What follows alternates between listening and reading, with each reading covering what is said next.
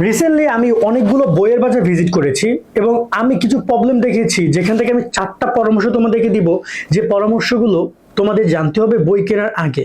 যারা জাতীয় বিশ্ববিদ্যালয়ের অধীনে আমরা এই যে পিছনে দেখতে পাচ্ছ যারা ভর্তি হচ্ছ, তাদের অনেকেরই এই প্রবলেমটা রয়েছে যে বই কেনার গিয়ে তোমরা ভুল করবা এবং পরবর্তীতে মাসুল দিতে হবে, আরো বই কিনতে হবে।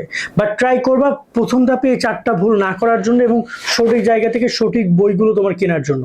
বইয়ের পরামর্শ নিয়ে আমরা বেশ কয়েকটা ভিডিও আপলোড করেছি, সেখানে আমরা কিছু প্রশ্ন হয়তো বা মিসিং ছিল, কিছু পরামর্শ। তো এই ভিডিওটা তোমার জন্য খুবই গুরুত্বপূর্ণ, বন্ধু বান্ধবকে মেনশন করে দিও। আর আমাদের সকল আপডেট পেতে চ্যানেল এবং ফেসবুক পেজ সাবস্ক্রাইব ফলো করতে একদমই ভুলবে না। এবার আমরা কথা বলি পরামর্শগুলো নিয়ে। দেখো, আমি রিসেন্টলি অনেকগুলো বাজার ভিজিট করেছি, অনেকগুলো প্রকাশনী দেখেছি, অনেক অনেক অনেক ফার্স্ট ইয়ারের জন্য বই দেখেছি। তো আমার কাছে মনে হয়েছে যে বই চাইলে তোমরা কিনতে পারো। এতদিন পর্যন্ত তোমরা এসএসসি এইচএসসির যে বই সেটা আলাদা, বা এই যে বিশ্ববিদ্যালয় পর্যায়ের বই এখন এটা আবার একটা আলাদা একটা। সো এই জায়গায় তোমাকে বুঝে শুনে বইগুলো কিনতে হবে অবশ্য। সো আমার জন্য প্রথম যে পরামর্শ থাকবে সেটা হচ্ছে যে লেখক বা প্রকাশক, এটা খুবই গুরুত্বপূর্ণ একটা পয়েন্ট। প্রথম পয়েন্ট আমি লেখক প্রকাশক এই কারণে রাখছি, কারণ ভালো লেখক ভালো প্রকাশক তোমরা তো বুঝবা না। সো তোমরা ট্রাই করতে পারো তোমাদের যে সকল ডিপার্টমেন্ট আছে ওই ডিপার্টমেন্টের সিনিয়র গ্রুপগুলোতে পোস্ট করো।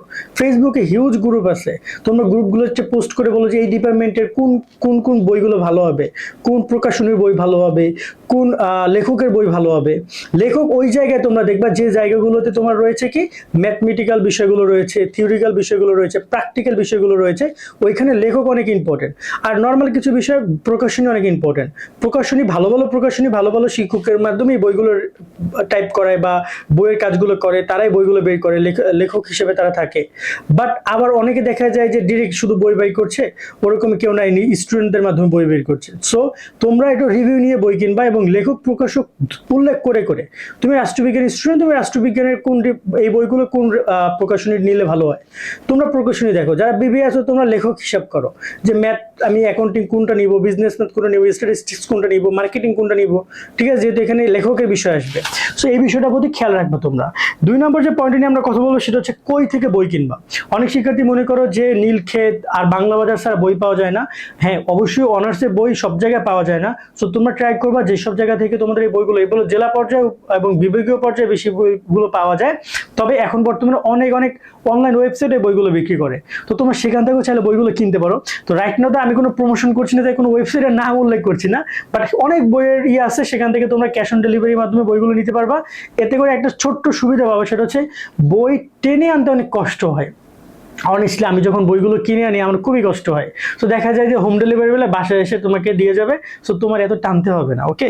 আর 3 নম্বরে সবচেয়ে গুরুত্বপূর্ণ পয়েন্ট সেটা হচ্ছে যে বিভিন্ন সময় দোকানদারের পরামর্শ হোক, বন্ধু বান্ধবের পরামর্শ হোক, বা যে কোনো ভাবে হোক না কেন, অনেক অপ্রয়োজনীয় বই গাইড তোমরা কেনো। সো প্রথমত যারা ভর্তি হচ্ছ তোমাদের প্রথম দিকে কোনোভাবেই গাইড কেনার দরকার নাই, তোমাদের কোনোভাবে সাজেশন কেনার দরকার নাই, অন্য কোনো কিছু কেনার দরকার নাই। তোমরা সরাসরি মেইন বই কেনার চেষ্টা করবা।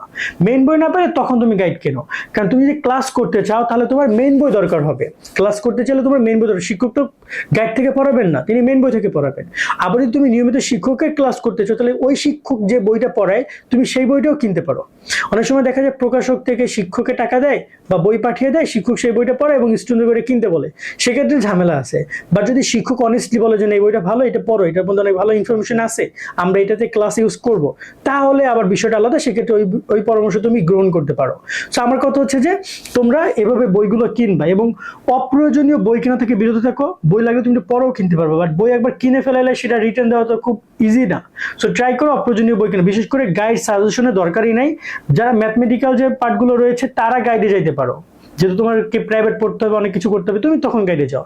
বাট যারা কিনা দেখা যায় যে সাজেশন নিতে চাও তারা মোটেও সাজেশন কিনো না, কারণ তোমাদের নতুন সাজেশন আসবে, তোমাদের জন্য আলাদা করে সাজেশন বানাবে, লেখাই থাকবে যে তোমরা 25, 26 বা 26, 27 ব্যাস লেখাই থাকবে। তো এই বিষয়গুলোর প্রতি খেয়াল রাখবা। আরেকটা গুরুত্বপূর্ণ বিষয় হচ্ছে যেটা আমার কাছে মনে হয়েছে স্টুডেন্ট সবচেয়ে বেশি মিস করে, সেটা হচ্ছে যে সর্বশেষ সংরক্ষণ অথবা সিলেবাস।